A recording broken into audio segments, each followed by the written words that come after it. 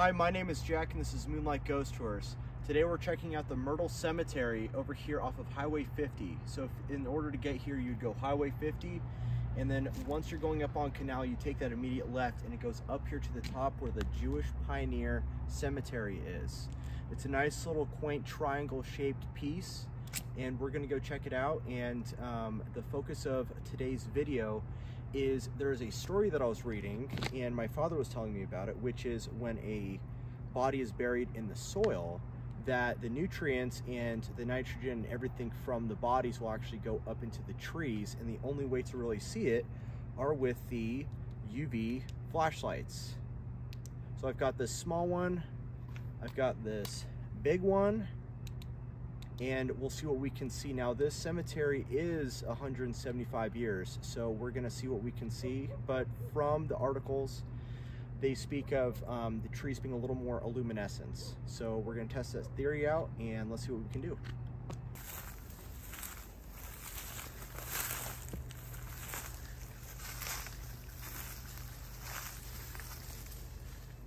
You see that? It's really interesting because you can actually see what that looks like. You see the tips? Isn't that interesting? Mm-hmm.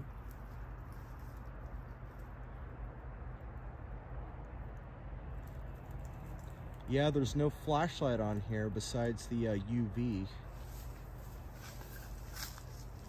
Kind of looks like when you see in like the CSI movies and the shows and stuff, how it's like kind of splotched on there. It's actually really fascinating. It's actually really fascinating.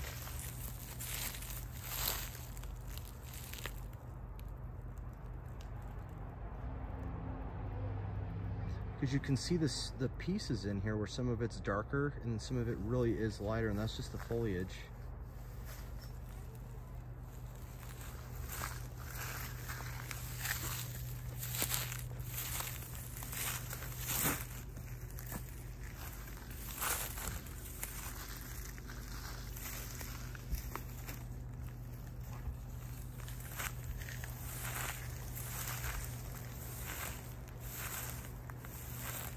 And I would say there's about, what would you reckon, 20 or so in here? Oh, geez. I'd say about 20. So when you see these standard headstones, right? These ones are, it's not to say that they were super expensive, but they were expensive because they had to get quarried and all that good stuff. So when you see a big one like this, it means that either the family or the person themselves were especially important to the area. The name on here is Simon. I know it says Simon, but I'm thinking it's Simon though. Wonder who that is. Well, on these gravestones, you'll see sometimes you'll see gravestones that are lying flat, and every once in a while you will see gravestones with a metal cage around it, and that was to prevent grave robbing. Now this looks like it just may have fallen over. I'm thinking that's something else though. The smaller one.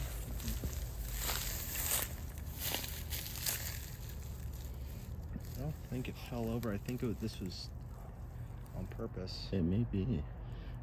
Because some of these small ones typically are for like a kid or a animal. These smaller ones. It looks like if it was broken off, it was broken off some time ago because it is weathered fairly bit. And that big one, by the way, the one that says Simon on it, that one sometimes was actually used for like a burial for the whole family. So that's why it's just the family name. That's what this is. Hey, can you unearth that top bit? Let me see what that... It's 2 hands. Yep.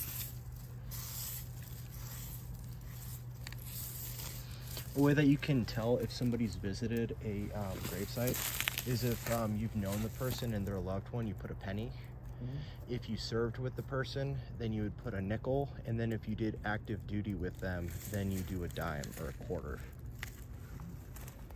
And a lamb signifies the child. Anyways, it's a nice, cute little spot. Before we leave, I kind of want to check this out real quick. I believe the luminescence comes not from the nitrogen fertilization, but it's the amino acids that are in the human body. I mean, because these and it's absorbed and it becomes part of the tree. Yeah, these were just stuck into the ground. Depending on who was processing the body at the time, they would, you know, embalm it or whatever. But a lot of the times for the early pioneer days, there's so many people, they would just, you know, do a quick ceremony and then off they go. One of the little hidden gems of Placerville, California, or what used to be known as Denver. Joseph Snow. Oh my goodness. I am wondering, oh my goodness, I think we stumbled across something really interesting. Snow's Road. This was a family that made Snow's Road on purpose to have it to where people could go from Pleasant Valley to Pollock Pines without having to go all the way through Placerville. Yeah, Samuel Snow, Germany, 1892.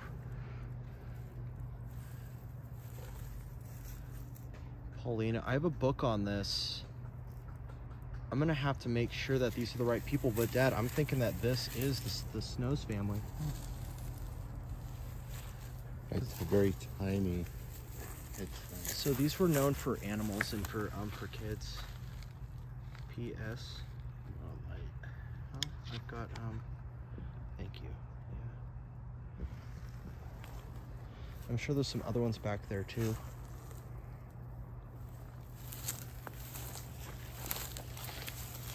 Charles Snow. Oh my goodness, this is the Snow family. Whoa. Holy shnikes. Just like the Veerkamps and the Blairs in this area, this is the Snows family. Wow. How cool. So cool. These are like Dad, these are the actual pioneer people. Wow.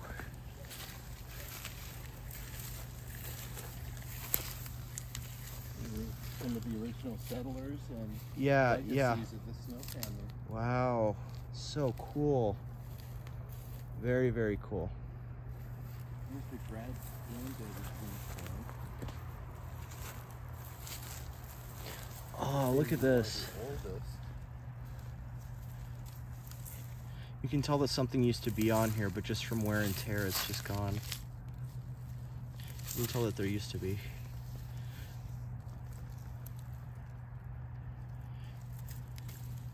It's hard to tell what that is. AS.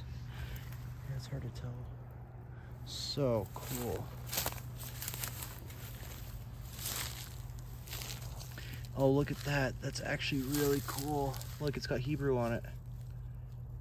Abraham Simon. Wow. It's only 15 years old. So this looks like it's this looks like it's probably only 4 or 5 families are in here.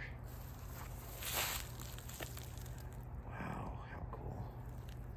Yeah, I'm gonna have to verify that is the Snows family, but I'm like 98% sure. That's actually really, really cool.